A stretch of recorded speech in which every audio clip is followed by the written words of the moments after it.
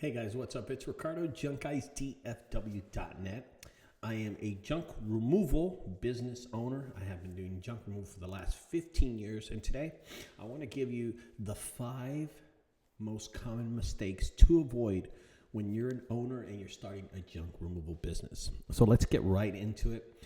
Now, these questions are not questions that are made up by me. These are questions that over the last few weeks, I've been putting these questions out to the Facebook groups, and these are the 5 most common questions that people ask me on a daily basis or on the groups. So let's get on with it.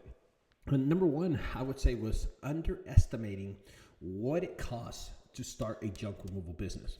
In the first place, you don't want to make a mistake assuming a truck and some labor is all you'll need, okay? In reality, the truck upkeep, the regular maintenance, the insurance, the fuel costs can quickly drain profits, especially when you don't have any jobs. Okay, now that's the first thing.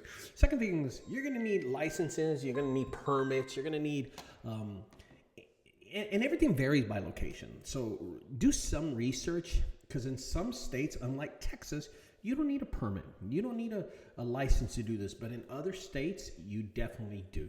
Okay. Number 3 is kind of market. Well, this ain't number 3. This is like right underestimating startup costs. So marketing and advertising, it's essential for customer acquisition. Okay. Online ads, paying for Google, paying for Thumbtack, Facebook, paying for leads.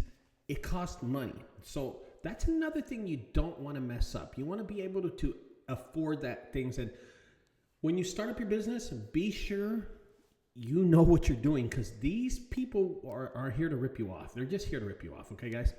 Next thing is safety gear and equipment. Okay, you need to bring, back braces. You need to have gloves. You need a saw. You need dollies. Be sure you have all that stuff. Okay. Let me think of what else. Legal and insurance. Okay, so you need business insurance if you need it in your state. Of course, in Texas, you don't need it, but you need liability coverage for your vehicles. And always, some states require like potential workers' comp. Unlike Texas, we don't. Okay, now, understanding your costs. You don't need all this stuff. Software, scheduling software, payment processing system, potential route optimization tools, all that stuff. Listen, Google Calendar does this all for you. So be sure you do not make that mistake in overspending money when you start up your business. Okay. Number 2,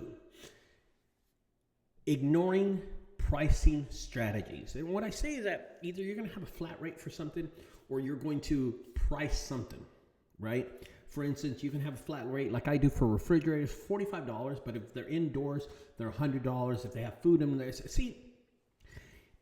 in the reality, it's labor intensive. Consider factors like distance, weight, volume, difficulty of the removal. And that's the big one, difficulty of the removal. You have to be able to know how long it's going to take you. You got to know this really fast for the customer. Okay.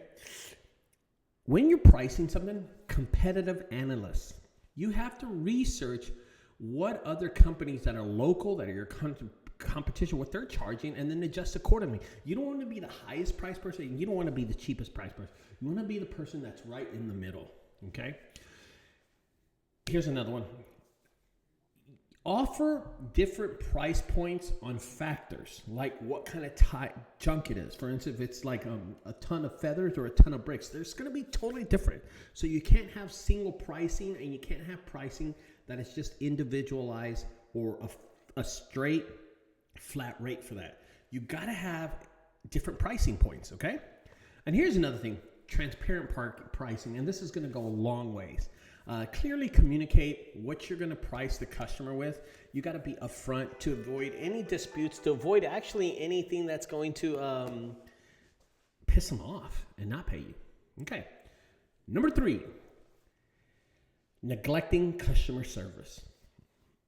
A lot of people make the mistake and they focus solely on the removal and not the customer experience. And this is something I'm really, really good at. I'm good at the experience, punctuality, professionalism, clear communication, follow-up, and even online reviews. Something I don't really do, but you do need online reviews. Listen, guys, arrive on time, Communicate with the customer. All they want is some kind of communication. They want to know how long it's going to be until you get there. And be professional.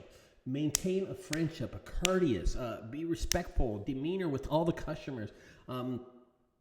Provide upfront estimates. Be free with those answers and answer questions thoroughly.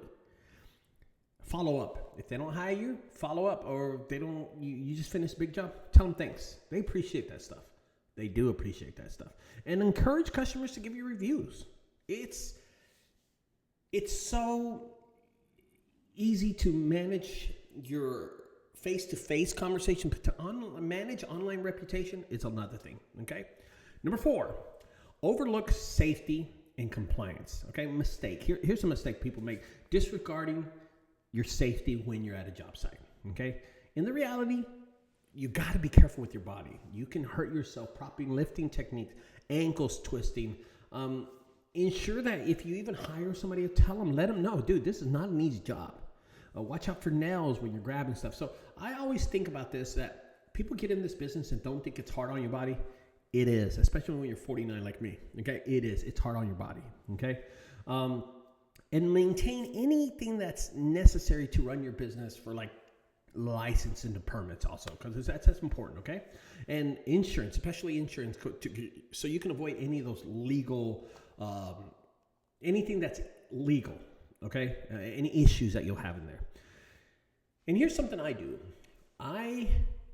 When it comes to safety, I always check the tires on my truck. I always check the oil regularly.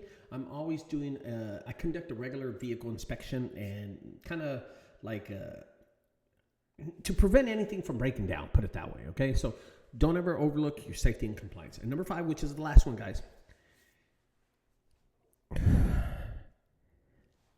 You're failing to plan for growth or lack thereof.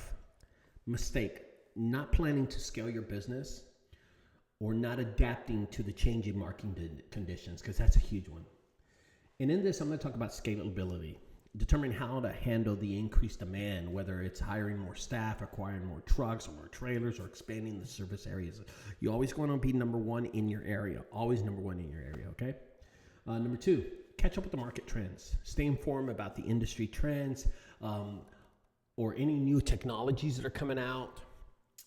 Maybe booking forums, mobile payment systems, and be sure that you know your business from the front to the end, okay?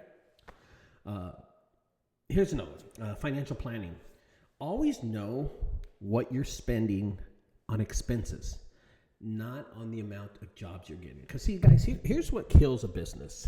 Here's what kills a business. And everybody thinks, oh, I don't have work. I don't have work. If you don't have work, it doesn't mean you're going to fail. It's if you have too many expenses, you're going to fail. Because you could be sitting at home literally not making any money, but if you have expenses, that's going to drown you. But let's sitting at home not making any money and not having any expenses, that's a totally different thing. You're breaking even. But if you have a truck payment, a trailer payment, this kind of payment, you're owing on this and that, you're going to fail because you don't have any jobs, period. Okay, that's just it. And always, the last thing on this subject is going to be continuous improvement. Improve how you do your work. Improve how you're a salesman. Going the distance with being a better salesman will get you really, really far. Okay, those are my 5 best, most common mistakes that people need to avoid when starting a junk removal business. And I'll tell you this, by avoiding these common mistakes, you can significantly increase your chances of success and be competitive in the junk removal industry. Remember that building a successful business, it takes time. It's not a race. It's a marathon, okay? Dedication, hard work, strong focus, and especially in customer service and operating efficiency. I'm all about good salesmanship, and operating efficiency is so important, guys. Okay. Well, anyway, guys, I hope y'all enjoyed this video. Those are the 5 most common mistakes to avoid in junk removal. I'll talk to y'all later. Bye-bye.